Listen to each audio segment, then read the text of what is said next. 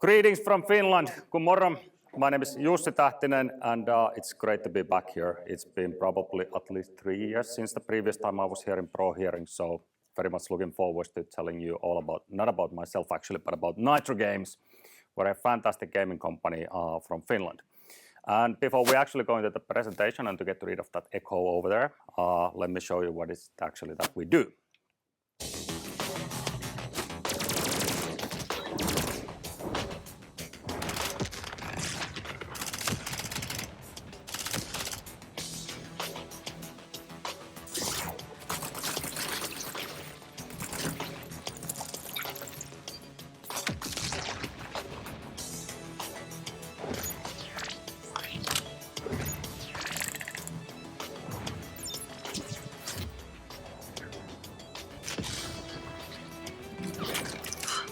Okay, team, let's finish this.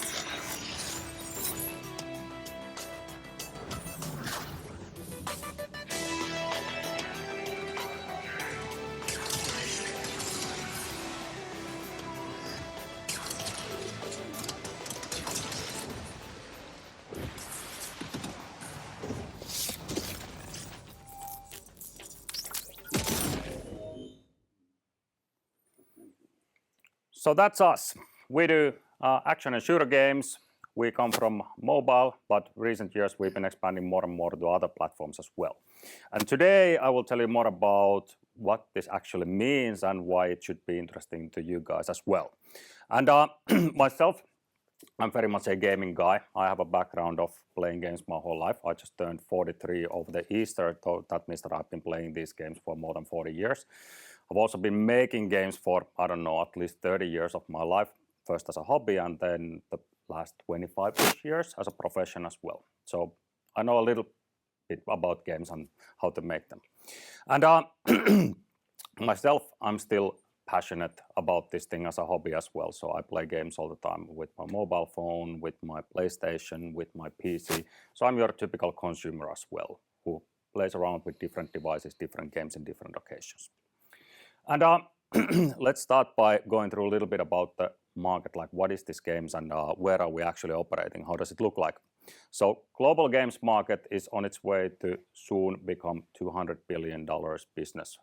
The predictions are expecting that that will happen in 2025, 2026. So in not so distant future.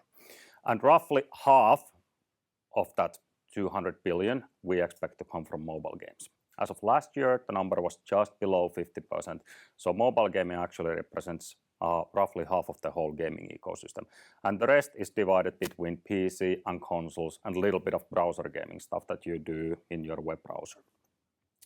And overall, as of now in the world, what we're looking at is roughly 4 billion people who play games. So that's a big part of our whole population on this planet who are engaged with games. That means that it's not just guys like me, but it's people like my kids, my mother, you know, and everything in between. So the whole gaming as a culture and as a hobby has been expanding over the previous 20 years quite heavily. And why it's been expanding has been mostly because of accessibility to new hardware, which means that we can enjoy games wherever and whenever we want. And also because there's so many different categories in games, there's something for everybody. But here in Nitro, what we do is specifically action and shooter games. So stuff that I showed you on the video, games where things go boom, that's what we do. And why we're focused on that category specifically is for 2 reasons. One, action and shooter games have always been a dominant category in gaming, no matter which generation you look like. Whether you look into the early days of gaming or you look into the PC gaming or the gaming consoles, and now these days also mobile, you will find shooter games and action games or something close to that very much in the top of the charts. There's some charts from PC and console like what the players are playing, which type of categories, and quite many of those tick the box. And that movement combined with the fact that we're seeing more and more users engaging on multiple platforms, that's described in the second chart over there, means that our customer actually is engaged with the games that he or she loves on mobile, for example, during the day, then they might fire up their consoles in the evenings when they're sitting in front of the couch. Might be that over the weekends they have more time and they engage with longer sessions on PC and everything in between. So our customers are on all of these platforms, so that's where we want to be as well. And our secret sauce as a company that sets us apart in this business from so many others is that we're not your typical mobile games developer who is used to operating on mobile phones, but we're actually a company with more than 15 years of history, and we started by making our own game engines, these softwares that run games on PCs back in the day. Then we worked a little bit on console, and now recent years we've been combining all our expertise into one because that's where the market is headed at the moment.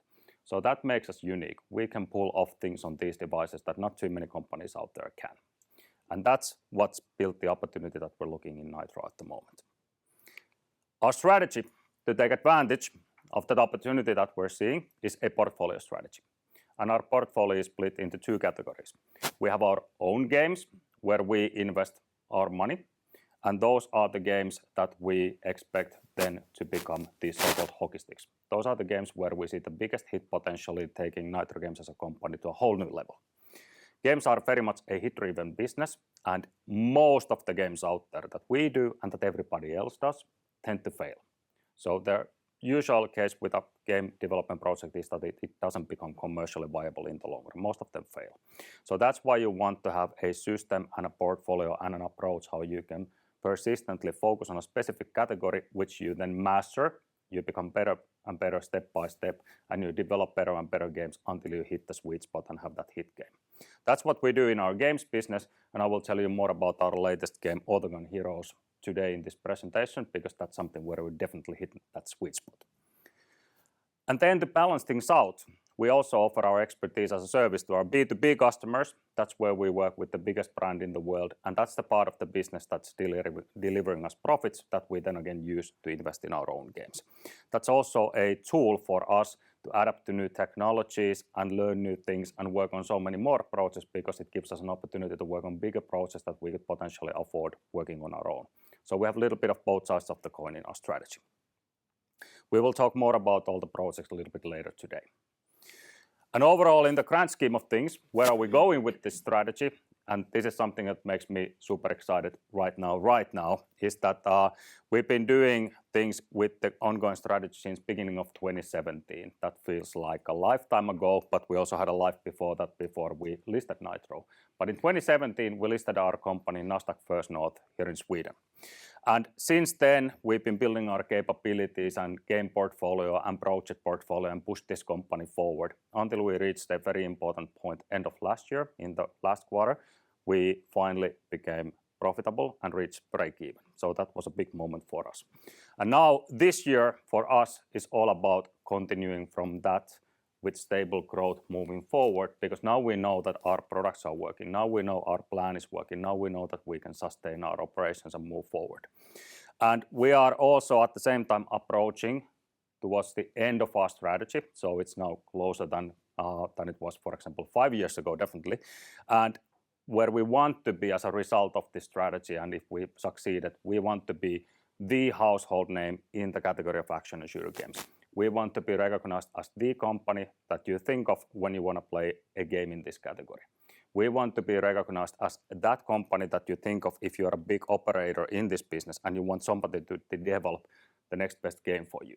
We want to be the company that all the biggest IP and brand holders are thinking when they want to see someone taking their global brands on mobile or cross-platform in this category.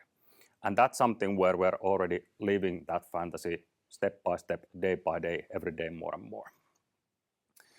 And how we do this is that we're based in Finland, but we have what we call global scalable talent pool. Fancy words, but essentially it means that Finland is a small country, like cut Sweden in half, and that's us, but we're equally as expensive when it comes to salaries and stuff. So some might say not the ideal place to start a global scalable business. But what we have in Finland is insanely good capabilities in engineering and also in developing global businesses and startups, because we're such a small market, we don't have anything called domestic market because we're too small. So everybody has the global mindset when they are born, because you need to get out of the country if you want to do something.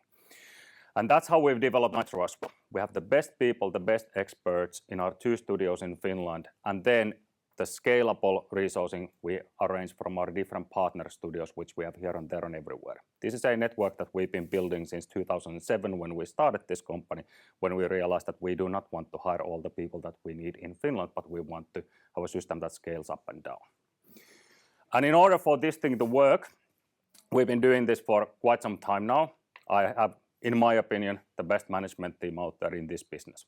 So this is our management board, the so-called C-level people who have been with us either from the beginning, so more than 15 years together, or then joined along the way. And supporting us, we have a bunch of leads and professionals that we've been hiring during the years from all the best game companies out there who make sure that we excel in all the key different areas that we work on. So that means that we're able to tackle anything from game concept creation, market analysis, to game production, to development, to live operating the games, offering services, offering support, and last but not least, doing marketing as well. And that's what makes Nitro also unique. We're a company who has much bigger capabilities than companies in this scale usually have. And of course, it's not just us. We have a bunch of fantastic people working with us in Finland, but also in the other studios as well throughout the world. And that's why we often want to say that our team is our most valuable asset. So don't look at our games, don't look at our projects, because those things come and go, but look at our people. Those things tend to last, and they are the ones who deliver the magic. Of course, we also have an awesome board of directors. So this is a healthy combination of industry expertise. My co-founder, Antti Villanen, sits in the board. He comes there with the business and mobile gaming expertise. Egmont Group, industry investor as our leading investor. They control roughly 25% of Nitro. And then the rest is split between different private investors who mostly are investors who focus in this sector, who might have had their own game companies and now they invest their own funds. And then, of course, retail investors out there through Avanza, Nordnet, and so on. All in total, we are looking at roughly 4,000 shareholders in Nitro. And some new stuff. So the cool thing about Nitro is entertainment games. And this is something that we just announced on Friday last week. So our latest game, Autogun Heroes, has just completed what we call so-called launch phase. And we've now green-lighted the game to live phase. And what that means and why it's so big moment for us is that we started to launch this game in June last year. And what that means for us is that when we opened up the game in App Store and Google Play globally, excluding China and Russia, and we started to promote the game through territorial marketing campaigns in different countries, and we started to accumulate players for the game and monitor the long-term performance of the game, and we also started to make money with the game. This launch phase lasted for roughly 6 months, and after that we spent roughly 3 months in preparing a partnership together with an industry-leading publisher called Supersonic. And why we wanted to have such type of partner with the game is for one reason and one reason only. We want somebody who is super good in delivering tons of downloads to the game. During this initial launch phase, we delivered roughly 1 million downloads to the game and delivered roughly 1.5 million euros with those downloads. And of course, those players are still in the game, some of them are accumulating the revenues even further. But with Supersonic, we're looking at a company who last year was the number 2, if you look at the global charts, who delivered the most downloads. They have delivered more than 5 billion downloads since 2020. So they know what they're doing when it comes to delivering downloads. And we, as a public company right now, and according to our strategy, we're focusing on increasing our profits moving forward and making sure that we find ways to grow the company while keeping ourselves profitable. So we want to have a partner who takes their skin in the game and delivers those downloads for us, and then we share the revenues. So Nitro and Supersonic, starting now from April, move forward hand in hand. We take care of keeping the game up to date, servicing our players, and they take care of bringing in the users to the game, and then we split the revenues. So this is something that we're very much looking forward to now, and we plan to go forward step by step, month by month, because the life cycle of a free-to-play mobile game like this can easily expand for several years. And of course, down the line, we're also looking what other things we can do with the IP and brand, because it's all our trademarks, all our characters, and so on. Other things happening in our games business is that we also have our previous game, Nerf Super Blast, where we utilize the Nerf Blaster brand by Hasbro. We have an exclusive license for that. And our plan with these two games that we're focusing on at the moment in our portfolio is to commercialize these through these type of partnerships. With Supersonic, we already figured out the way to commercialize and already started. And now once we get that off the ground, next in line we're looking into what's the best long-term plan with Nerf Super Blast. That's a game that we started to release in end of 2022, and we've already achieved many great things with the game. We know the players love it. It's been featured by the storefronts like Game of the Day and so on so many times. So we continue to focus on these titles and seek to commercialize the most out of those two, not just this year, but moving forward as well. And then the other part of our business, B2B service business, this is where we work with the biggest brands out there. We've been working with Digital Extremes for several years now, and now in February, finally launched their classic game called Warframe on iOS, and that was done by us. And obviously, we keep servicing that game, keep developing it further, and hopefully expanding to other platforms as well. They have already said it publicly that Android is scheduled for later this year. Then we also work with Netflix at the moment. We have an unannounced game project brewing, multi-platform game, obviously based on a license, but we haven't announced what it is, so that will come later. And in total, the current order value in our B2B service business is roughly 21.5 million euros. Historically, we work with so many other companies out there, and that's the way we do these things. We've been doing what we do for more than 15 years now, so we've cooperated with some of the biggest companies in this business, and that's what we seek out to do more and more moving forward as well. Focusing on delivering quality, delivering bigger and better projects all the time, and focusing more and more on multi-platform and cross-platform, because that is where this market is going, and that is where our customer is. And then on the financial side, these are our numbers from the end of last year, and of course comparison figures for the previous year as well. And I think you can easily see our development here if you look at the pillars. The orange ones are revenues, of course, and the black ones describe EBITDA. And Q4, so the last quarter at the end of last year, that was when we finally turned this company profitable and delivered our first quarterly report that was on black. So first time delivering profits. And that's of course now a big pivotal moment for us and something that we are now making sure that we build on moving forward. And even though we're happy with this thing that we have done, something that we're also very much aware of is that when it comes to being a games company, these numbers are still small. So we still have a long way to go and lots to prove and lots to do in our current strategy. But we feel like we have a very good momentum at the moment, and we have exactly the games and the process we need to pull that off. And then, if we summarize things, what to expect from NitroGames moving forward, what are we set out to do? Action and shooter games, we focus on that very specific category and very specific niche. We love the fact that it happens to be the biggest category, and also, if you ask me, the most fun, but we specialize in something and we want to be the best in that something, and that's action and shooter games, mobile and cross-platform. And things that we're doing more and more moving forward is cross-platform and cross-play. Our players are enjoying games on multiple platforms, so we want to build experiences that they can access with whatever the device, mobile, PC, console, what have you. We want to work with the best brands out there because everything is developing in the direction where the power is in the brands. There's so much things happening with the marketing landscape in the world, and especially in the games. There's so much consolidation happening in the gaming sector and so many other sectors as well, that the biggest brands are what catches the attention. So you want to work with those, and we believe we are pretty good at that. And last but definitely not least, we want to expand the category. The whole gaming business has always been about expanding and evolving into new territories while focusing on something you know really well. And for us, it's these small pieces of innovation here and there, how we expand the category and make sure that we stay on top of the pile and that we are the best. That's all from me today. Thank you so much.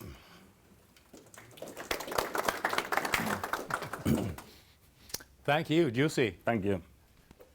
It's been far too long. I think it's like 5 years ago. Yeah, there was the pandemic and all other excuses. Yeah. But now you're here. Yes, finally. Good to see this. Exciting. About this, I think Q4, you had a press release in last quarter with the Netflix deal. Then you had that at 9 million euro.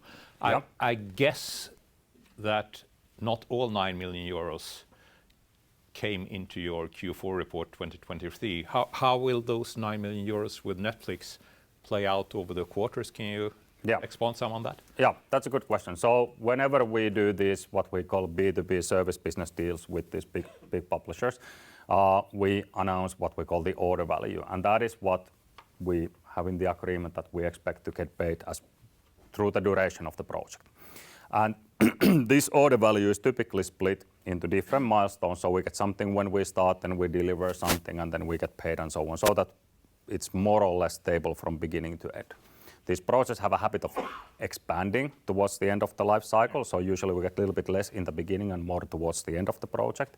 And if you envision the Netflix thing, we've said that it's not something that we will complete in 1 year, but it takes some years to do. So we split that money for a few different years. That's how it goes. If you want a sort of more precise forecast, I recommend that you go and read, for example, Red Eye analysts' predictions about Nitro, because we don't do financial guidance in Nitro. We don't do that yet, but then again, they do. So that's a good reference to have a look at. Then you have the corporations around Autogun Heroes. Yeah. Is that a driver that's even before the Netflix deal? You put that as your most important project? Most important in the sense that that's our IP. That's our game that we have developed and invested, and that's something where we have the biggest upside as well. And that's basically the rationale behind that, being that we, of course, have different teams who work on different projects and specialize in different things. But Autogun Heroes is something that we have worked on with since 2022. We've taken our time and first opened up the game to selected markets, verified the performance from the players through data that, hey, this works. Then we invested more into it and expanded it a little bit further to many more markets, and at the same time we further developed the game. So it's been very data-driven, step-by-step process for a long time. And now finally, summer last year, we were able to start the launch phase in a global fashion and really expand it to millions of players out there. And now with this partnership with Supersonic, that's a big milestone for us, because we feel that now we have a great product, we have data to show it, both financially and also, behind the scenes that we can share with the publisher, and we have a great partner now working together with us on the game. So that's why we're super excited about it. And how cross-platform is it already possible to play on a console, a PC, and on your mobile? Autogun Heroes is currently on mobile exclusively. With our own games, we go mobile first, and then we potentially expand to other platforms after that, moving forward. So those are still in the field of opportunities moving forward. If it's a big hit on the mobile, then it would cross over to other platforms. Yeah. And like I demonstrated on this slide, what to expect from us moving forward, we are more and more looking into that direction at the moment. Yeah. But we haven't announced anything yet on that. And then EA Games will buy NitroGames for $1 zillion. You said that, not and me. you won't be CEO anymore. No. Well, that type of things are probably in the category of happy problems to solve, should they happen. Yeah. Question from the audience. I'm almost totally ignorant to the gaming market, but you seem to be very competent. Thank you. Now, some companies and products like Angry Birds make a pile of money. Yep. You don't. Yep. I don't want to be offensive, but what is the difference? That's a very good question. The dynamics between games that do make money and don't make money and so on is in the scale of things. So the beautiful thing about this free-to-play gaming, and especially on mobile, but the same applies these days more and more to PC and console as well, is that everything can be measured. I'm sure you're familiar that whenever you go browsing anything in internet, you get exposed to advertising, and for some reason that advertising is very close to what you might be interested in real life or what you might have been looking in Google and stuff. And that's how we do things in games as well. We do very specifically targeted advertising, and then all our games are connected to our servers all the time, so there's tons and tons of data. And if you have a game where you can validate with the data that $1 put into advertising comes back with profit over time on average, then you know that you have something in your hands that can potentially become that next Angry Birds, for example. But then you still need the money that you actually invest into the marketing. Usually in mobile and in free-to-play to buy one download, depending on the game and the category and how competitive times there are on the market, you can pay anything from roughly $1 to $10, or some of the most best games they are able to bid even higher than that, so pay tens of dollars per download, just because they have this data and they know what they're doing. And back to your question, why we are not there yet, we haven't been able to play with that type of budgets with our own games yet. We are not in that scale as a company. We don't have that amount of cash in our disposal. So that's why the approach that we took with Autogun Heroes was that we proved it with a little bit smaller scale in our launch phase that we started June last year. We spent some millions, but not tens of millions, not hundreds of millions of euros, but some millions of euros into the game launch, including the marketing, and we delivered the downloads, and we delivered the revenues, and of course the data. Then we went to game publishers who are so much bigger than us, showed the data and the results and so on, and discussed, and then we come out with Supersonic by Unity and did the partnership deal with them earlier this year. And last year, they were the second biggest publisher in terms of downloads in the whole gaming in mobile. I hope that answers your question a little bit. Just final question on Yes. the Netflix deal. Is it set that it is about 9 million euros over 2 years, or could that be 3 million euros or 30 million euros? What we put into our announcement is, of course, what we have in writing on paper. So that part is clear. But that said, we have had the habit of delivering quality service to our customers. And if you check out what we have done earlier, you can see many times our customers come back with so-called return orders. So, for example, Digital Extremes, I think we've renewed the agreement with increased order value with return orders for quite a few times now, and the same is true with so many other customers. And that's something where we focus on. We're not your cheapest provider, but we provide quality. And that means that we sell ourselves with pretty expensive price tag, but then quite often we also get to enjoy happy customers returning and ordering more. Okay. Hope that answers the question. Enough. Good. Thank you, Jussi. Thank you. Thank you. NitroGames. Thank you. Nu har vi faktiskt så bra att på kafferasten så är jag nu till